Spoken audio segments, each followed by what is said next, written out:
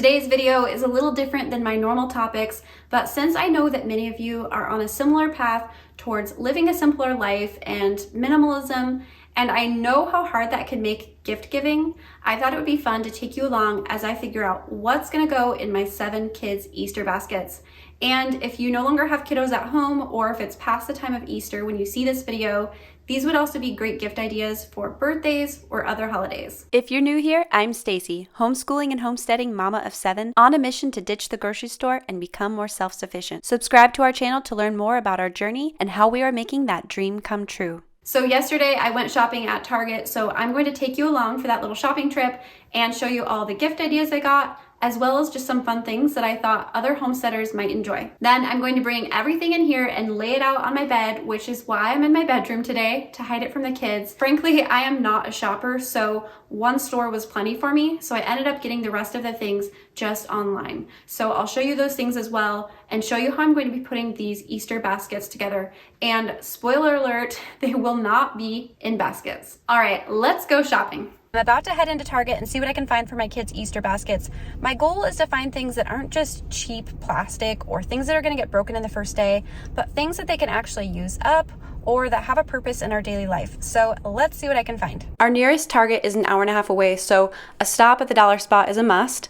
And look at this adorable honey jar. It's glass with a wood plunger. We're always going through spoons to drip honey on things or in tea, so I'm going to buy one and try it out. And find number 2 is also for me, but clearly necessary for someone who makes a variety of different cheeses. My kids wouldn't enjoy these as a gift, but any homesteader in your life definitely would. These will be amazing for having company and setting out different wheels of homemade cheese. These cutting boards are also very pretty.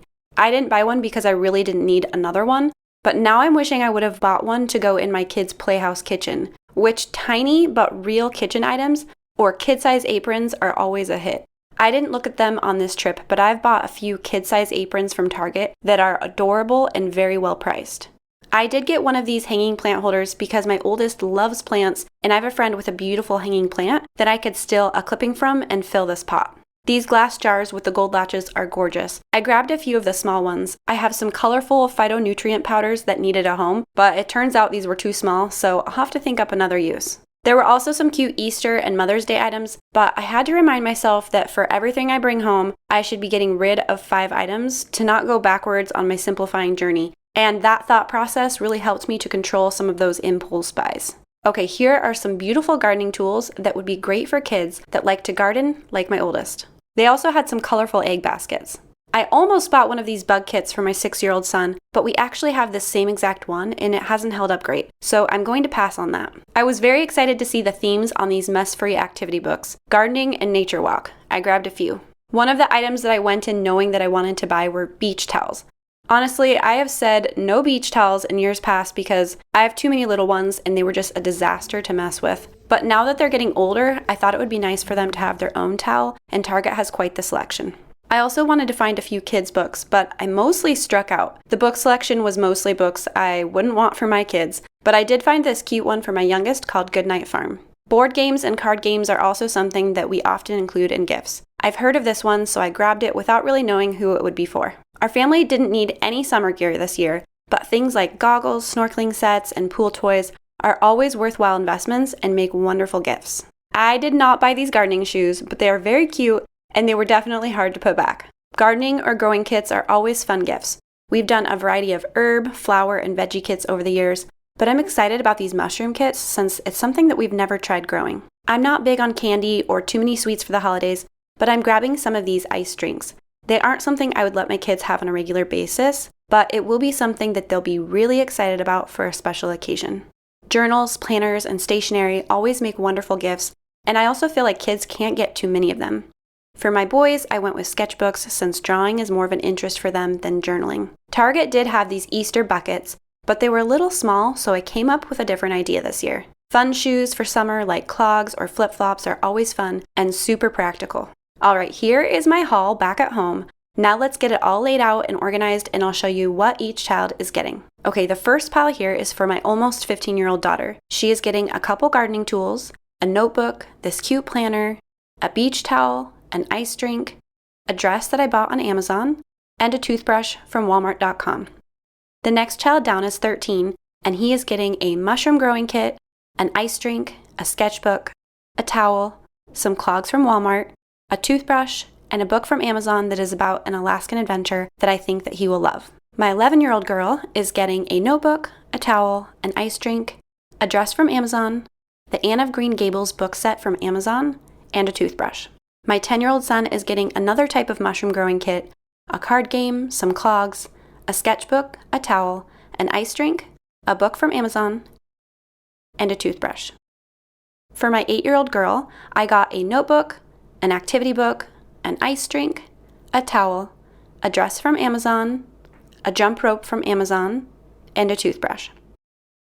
My 6-year-old boy is getting some summer shoes, an activity book, a sketchbook, a towel, an ice drink, this bug book that I found on Amazon, and a bug catching kit that I found on Amazon. We owned the same bug vacuum before, and it actually worked really well.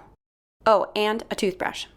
And finally, my 4-year-old daughter is getting an activity book, this book, an ice drink, a notebook, a towel, a Bible story coloring book, some crayons from Amazon, the same dress from Amazon, and a toothbrush. Okay, let's have a quick chat about Easter baskets. So I personally think that those wicker baskets with the cloth lining, and you can have the monogram on the front or name on the front embroidered, those are so pretty. However, Easter comes once a year and I have 7 kids. So to store those baskets for each child, especially since they don't stack very well usually, just didn't make sense. So we've never really done the traditional Easter basket style, and we've always found something else to put our kids' stuff in. So some years it's been plastic buckets that then get reused for other things like puke buckets or animal chores. Or some years we've had the kids decorate boxes, and then they just put their boxes out the night before. They have a ton of fun doing that, and then we just fill them the night before. Kind of a similar idea to stockings. This year, however, I decided to try something new.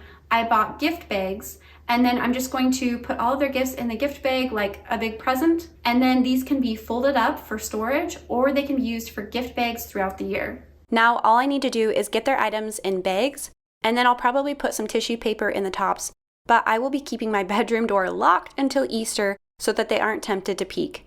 Thankfully, none of my kids really show an interest in ruining surprises for themselves, so I don't worry about that too much. They actually get very concerned and remind me if I forget to close the door or tell them to grab something from my room.